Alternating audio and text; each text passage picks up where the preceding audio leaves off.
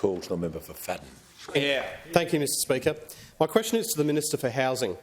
The Insurance Council of Australia has warned that Labor's reckless expansion of its Help to Buy scheme will drive up house prices by 6.6% next year and for years afterwards. They have said, quote, "If one asks who is most likely to be priced out of the market, it's lower-income first home buyers." That means a young couple buying a home worth $800,000 today could be forced to pay more than $52,000 extra. Why is it that when Labor fails, Australians pay the price? Give a call to the Minister for Housing, the Minister for Homelessness and the Minister for Cities. Thank you so much, Speaker, and I thank the member for Fadden for his question. Speaker, we've got a housing crisis in our country that's been cooking for 40 years.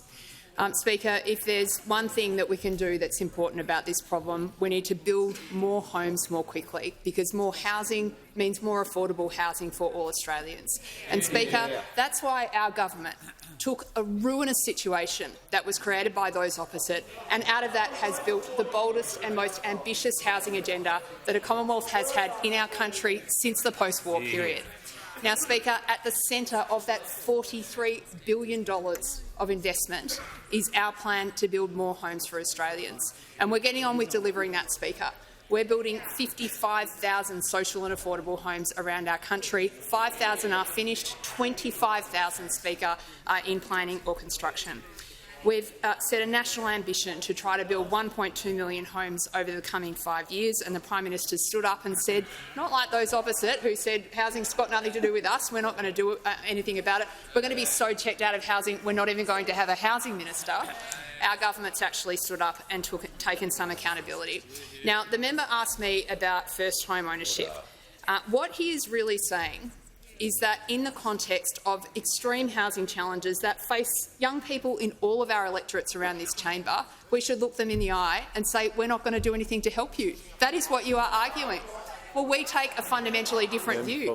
We actually talk to those young people and we say to them, we think it is manifestly unfair that you face different housing opportunities than your parents and grandparents, and we are stepping up and we are doing something about it. Now, Speaker, at the centrepiece of our approach to home ownership is us expanding the 5% deposit program to every single first home buyer in the country. And, Speaker, we are immensely proud to be doing it. What we are doing, for those of you who represent the City of Sydney, young couples in your electorates are having to save for 11 years to buy their first home. Because of our government's policies, we are bringing that timeline back to 2 or 3, Speaker. One of the things that hasn't got sufficient publicity is in that 8-year period, Speaker, a couple on a normal income is going to pay $250,000 in rent, and instead of now paying off someone else's mortgage, they're getting to pay off their own because of our government. Now, Speaker, we will not shy away from the support that we are offering to young people around the country. And the simple truth is that after the complete bin fire that those opposite left us on housing, we are having to do all of the things all at the same time.